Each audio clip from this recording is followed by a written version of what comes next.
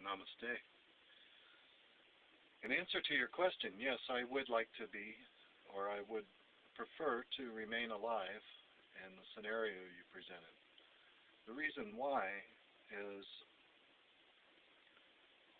life, if taken on a step-by-step, this moment by this moment basis, is a joyful proposition.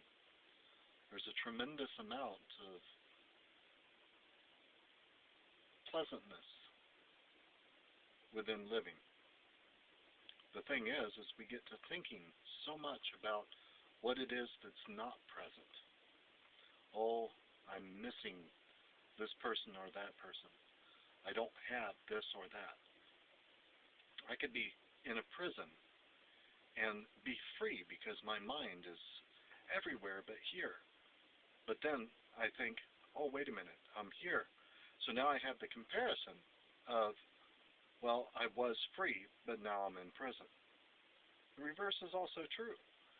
If you're in prison, physical prison that is, then there's freedom to be had in being present within the prison itself. What is here now? This is life. This is what it is. This is my experience. But if I complicate matters by thinking, well, I could be, out there. I don't have to be behind these bars. It's that thought that causes the difficulty. Now, the question that I would have for you, that I would pose, is why do we want the connection with other people? What, or even better than that, who is it that's wanting that? Who is it that has the thought, I want to connect with someone else? Who is it that thinks that they're better off with someone else or with other people, or would be better off in a place that they're not presently at? Who is it that thinks that? I think that if one inquires into that understanding, there is something that is aware of my thoughts. What is it? There is something that is aware of what I'm seeing. What is it? There is a something that feels like it wants love. What is that? Where does it get the idea that it has to get love from something other than itself? Interesting questions. At least so I've found. I've been studying this for a number of years within myself. One of the things that has recently come up within my own conversations is the concept of meaning. What is the meaning of life? And I think that your video talks to that. Well, the meaning of life, there is no meaning, but the ego can't handle that. It must have a meaning. There must be a reason why we're here. But why are we here? Air doesn't need a meaning to exist. It just is air. And speaking of which, the wind is blowing, but it doesn't need a meaning to blow. It just blows. It's in its nature to do so. I apologize if the film is rocking. I'm in an RV, and the RV rocks within the wind. But it's in our natures to be who we are.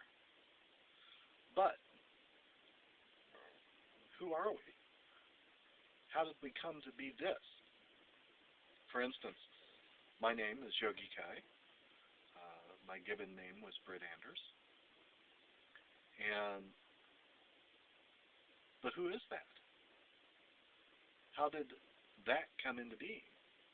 It came through interactions with others. They told me who I was. They told me that I needed to be a certain way or that I couldn't be another way. And so they shaped and formed an ego within me that says, well, now I need other people. Okay, who is this I that needs other people? I can't find that. All I can find is a mishmash of thoughts and statements that people have said to me over the years as this is who I am. But if you really look into that question, who are you? Then what you'll find, well, I'll let you figure that one out. But the interesting thing is once you do, you find that there is no meaning to life. Or maybe I should say the only meaning of life is to live it. If you want to give a meaning to it, fine, go for it. But meaning comes from thought. It doesn't come from an inherent statement within itself. It is only thought that gives life meaning. Let go of the thought and you just live life. Life is an experience. I experience this moment, and I experience the next moment, and I experience the next moment. I can't even think about this present moment. In order to think about the present moment, it has to happen first. I have to have an experience to think about. If you can live in that form, in that realization, then being the last person on earth would be fine.